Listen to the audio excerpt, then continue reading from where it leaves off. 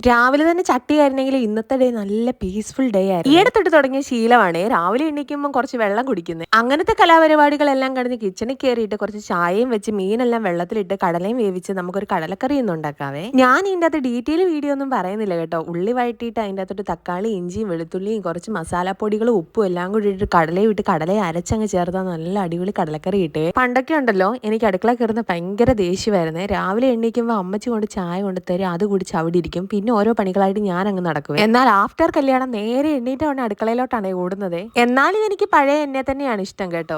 എന്നാ ചെയ്യാനാ, കാലത്തിനൊട്ട് മുന്നോട്ട് പോകാനല്ലേ നമുക്ക് പറ്റത്തുള്ളൂ. ഞാനൊരു ഒപ്പീനിയൻ പറയട്ടെ, എന്റെ അഭിപ്രായത്തിൽ ജോലിയൊക്കെ കിട്ടിക്കഴിഞ്ഞിട്ട് കല്യാണം കഴിക്കുന്നതാണ് കേട്ടോ ഏറ്റവും നല്ലത്. എന്നാൽ ചില ആൾക്കാർ എന്റെ ഈ അഭിപ്രായത്തിനോട് ഒട്ടും യോജിക്കുന്നില്ല കേട്ടോ. പിന്നെ ഒരു കാര്യം എന്തെന്ന് വെച്ചാൽ, നമുക്കൊരു ആൺകുഞ്ഞ് ജനിക്കുവാണെങ്കിൽ ആ കുഞ്ഞിനോട് ഞാൻ പറയാൻ പോകുന്ന കാര്യം, മോനെ നീ വേറെ വീട് വെച്ച് താമസിക്കണം എന്നാണ് കേട്ടോ. അങ്ങനെ പറയാൻ കാരണം എന്തെന്ന് വെച്ചാൽ, പലരുടെയും സ്വഭാവം പലർക്കും അങ്ങോട്ടും ഇങ്ങോട്ടും അഡ്ജസ്റ്റ് ചെയ്യാൻ പറ്റത്തില്ല. എപ്പോഴും കൂടെയുള്ളവരെ ആർക്കും വിലയും കാണത്തില്ല. അതിലും ഭേദം രണ്ടായിട്ട് താമസിക്കുവാണെങ്കിൽ എപ്പോഴും സന്തോഷവും സ്നേഹവും എല്ലാം ഉണ്ടാവും കേട്ടോ. ഇത് എന്റെ ഒരു ഒപ്പീനിയൻ ആണ്. ഇതിനോട് ആർക്കും ചേരാൻ പറ്റുമെന്നൊന്നും എനിക്ക് തോന്നുന്നില്ല. നമ്മുടെ ഇഷ്ടത്തെ മാറ്റി വെച്ചിട്ട് മറ്റുള്ളവരുടെ ഇഷ്ടത്തിന് വേണ്ടി നമ്മൾ മുന്നോട്ട് പോവുകയും വേണ്ട കേട്ടോ.